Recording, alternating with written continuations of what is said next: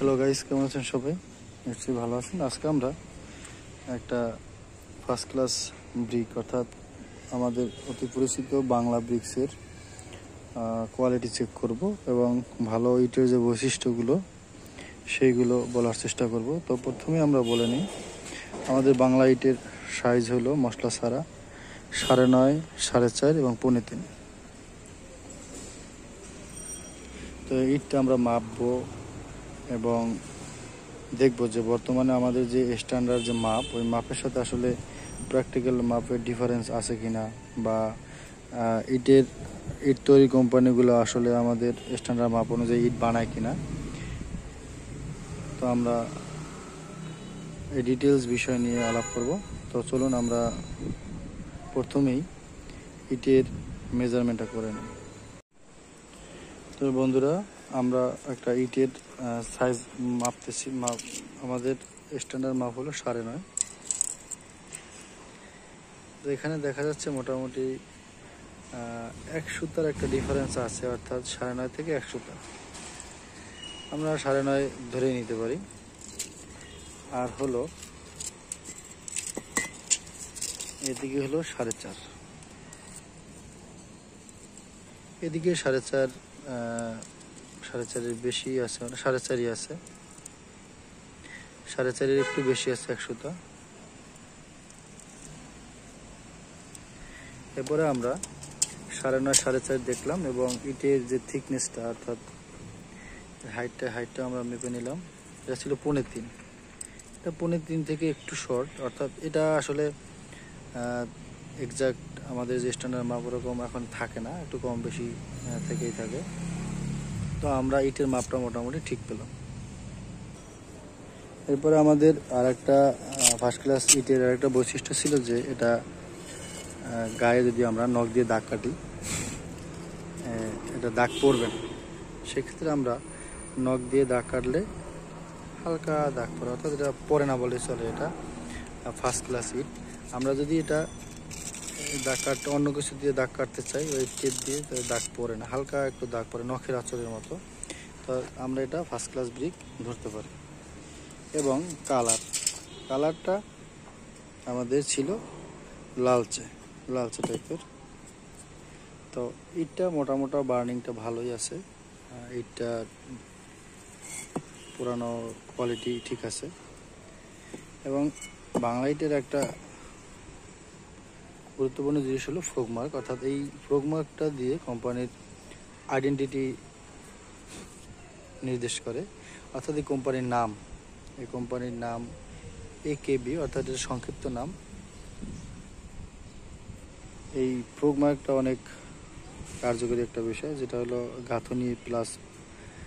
গাঁথনির সময় মশলা, অর্থাৎ একটা ইটের সাথে একটা ইটের বন্ডিংয়ের জন্য। তো আমরা আর একটা বিষয় হলো যে ইট যদি ইটের গায়ে আঘাত করে, সেক্ষেত্রে একটা মেটালিক সাউন্ড হয়।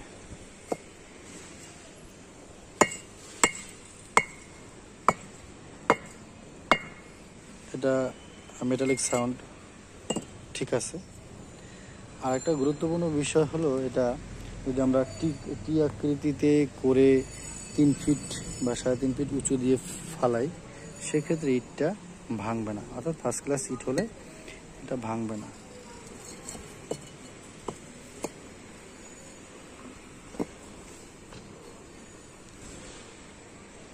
আমাদের টি আকৃতি করা আছে। আমরা যদি এটাকে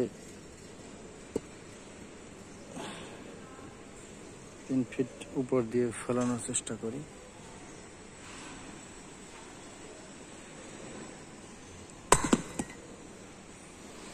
এটা ভেঙে গেছে।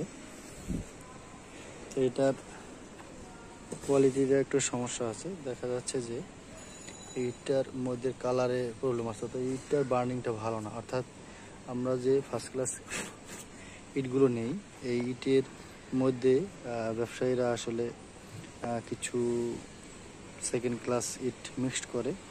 এই সেকেন্ড ক্লাস ইটগুলো মিক্সড করার কারণে এই ইটগুলো ভাঙে। আমরা যদি আরেকটা ইট খেয়াল করি, এইটা বার্নিংটা খুবই ভালো।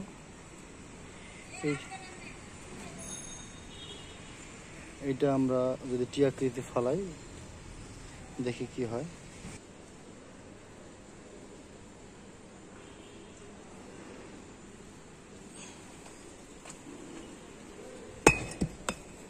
এটা ভাঙে নেই, অর্থাৎ এই ইটের বার্নিং ঠিক আছে এবং আমাদের যে ফার্স্ট ক্লাস ইটের যে বৈশিষ্ট্য এটা এগ্রি করে। তো আরেকটা ফার্স্ট ক্লাস ইটের মধ্যে আরেকটা বৈশিষ্ট্য হলো এর গায়ে কোনো রেন স্পট থাকবে না, অর্থাৎ বৃষ্টির সিজনে অনেক সময় ইট বানায়, এই ইটগুলার গায়ে রেন স্পট থাকে, এগুলো থাকবে না। সারফেসটা একটু ভালো থাকবে, কোনাগুলো একটু চোখা থাকবে, অর্থাৎ এগুলো আসলে ওইরকম মিলানোটা একটু টাফ, কেননা ইটটা একবার গাড়িতে লোড হয়, আবার নামায়, এরপরে আবার ক্যারিং করা হয় এবং পরবর্তীতে স্ট্রাইক করা হয়। সেক্ষেত্রে এই ইটগুলো কোনাকাঞ্চি একটু ভাঙে।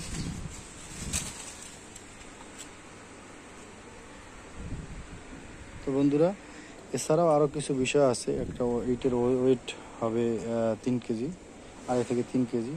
তো এগুলো আমরা ফিজিক্যালি মাপতে পারতেছি না।